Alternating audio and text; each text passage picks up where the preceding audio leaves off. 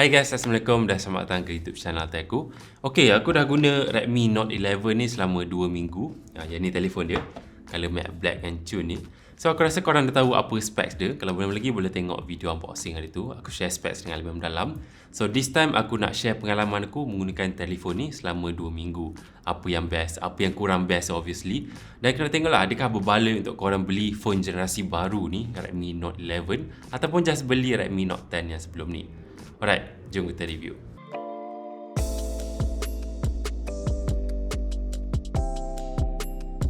Okey, seperti Redmi Note 10 sebelum ni, Note 11 ni masih kekalkan apa yang pengguna suka. Salah satu game changer yang masih lagi ada pada phone Redmi Note ni berbanding phone jenama yang lain adalah skrin yang digunakan, skrin AMOLED Full HD+. Dengan harga yang ditawarkan, phone ni mempunyai kualiti skrin yang sangat mantap lah. Sepanjang guna 2 minggu ni, aku cukup puas hati dengan kualiti skrin dia. Dari segi warna dia memang nampak pekat, cantik, sedap mata memandang. Dan walaupun dia gunakan skrin jenis AMOLED, skrin dia tak ada masalah kekuningan. Dan aku perasan dia punya white balance dia lebih ke arah cool sikit. Dan lagi satu, kalau korang nak layan Netflix pun memang dah cukup okey sebab dia support resolusi sampai HD. Dan aku dah banyak kali bawa telefon ni keluar pergi taman semua. Dari segi brightness skrin dia memang dah cukup terang. Kalau korang nak guna bawah cahaya matahari pun, direct sunlight pun masih lagi jelas.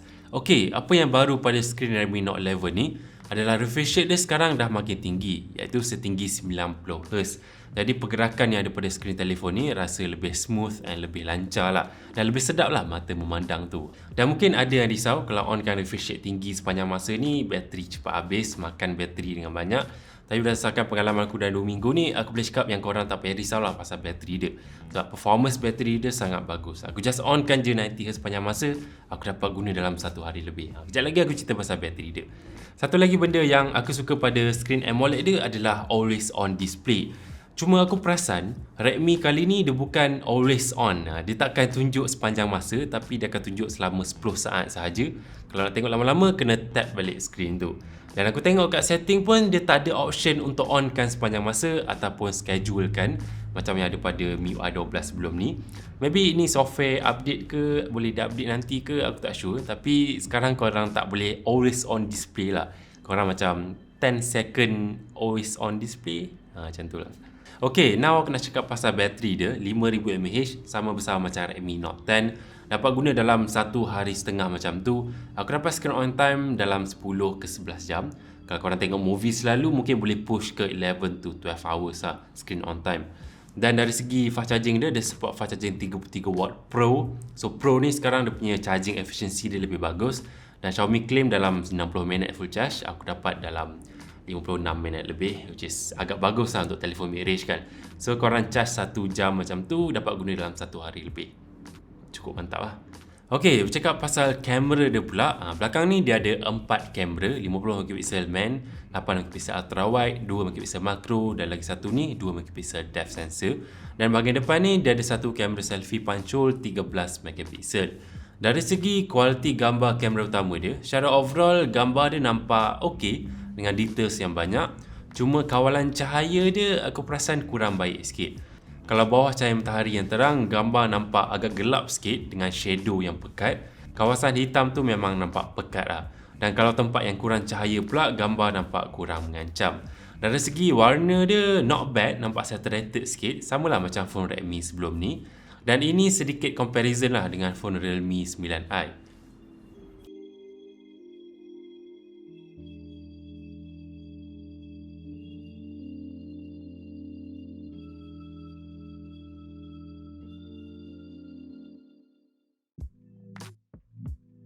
Untuk kamera ultra lebar pula, aku perasan gambar dia boleh kata biasa-biasa je. Korang boleh nampak lah white balance dia memang jauh beza lah kalau nak compare dengan kamera utama punya gambar. Dan fokus dia kurang baik sikit. Details pun kurang sikit disebabkan megapixel yang rendah.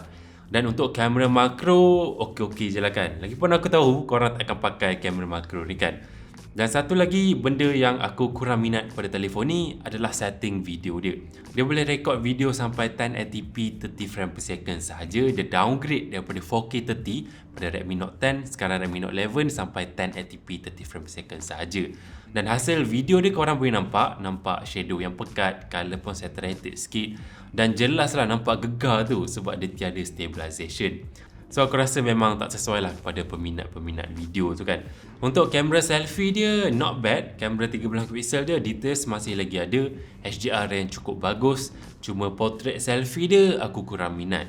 Okay, itu pasal dia punya kamera dia. Senang cerita boleh kata kelemahan telefon ni, especially dia punya video dia. Sekarang aku nak cakap pasal chipset yang digunakan. Chipset dia boleh kata tak jauh beza performance dia dengan Redmi Note 10. Yang tu Snapdragon 678, this time Snapdragon 680. Dari segi prestasi dia sepanjang guna 2 minggu ni boleh kata lancar dan snappy. Snappy bukan level flagship lah obviously kan. Snappy level mid-range. Maksudnya untuk pengguna harian, media sosial, benda-benda biasa tu memang cukup lancar dan aku tak mengalami lah sebarang masalah lagging ke. Yang guna ni memang tak ada masalah. Dan disebabkan saiz chipset dia 6nm sahaja, power efficiency dia sangat bagus dan boleh gabungkan dengan bateri 5000 mAh. Seperti aku cakap tadi, korang tak payah risau lah pasal bateri dia. Ok, untuk main game pula, korang boleh letak setting yang sederhana. Kalau PUBG tu boleh dapat smooth high. Dan Redmi Note 11 ni dia gunakan software MIUI 13 yang baru. Jadi korang akan dapat game turbo yang baru lah dengan feature-feature yang baru seperti timer. Dan juga sekarang senang untuk korang buka floating window atau gaming. So bolehlah tengok Twitter sambil tunggu member korang habis main game ke. Dan untuk RAM pula, saiz dia 4GB dan dia ada tambahan virtual RAM 1GB bila diperlukan. Dan storage dia saiz 64GB jenis UFS 2.2 dan korang boleh tambah storage lah macam biasa gunakan kad microSD. Ok, Redmi Note 11 ni masih lagi ada stereo speaker atas dan bawah. Bunyi dia agak seimbang tapi macam biasalah for mid-range ni bunyi speaker dia lebih kuat sikit pada bahagian bawah. Dan full volume dia bagi aku memang kuat. Kalau korang nak layan movie tanpa earphone, ok lah pada pendapat aku. Cuma bass dia kurang padu. Tapi dari segi clarity bunyi dia memang jelas dan cukup sedap. Macam aku cakap tadi, phone ni gunakan software MIUI 13 tapi masih lagi gunakan Android 11. Dia bukan Android 12. Kalau guna Android 12 ni korang akan dapat lah design language material U yang baru, yang cun tu kan. Tapi tak ada pada Android 11 ni. Anyway, MIUI 13 ni masih lagi maintain design yang lebih kurang macam 12.5.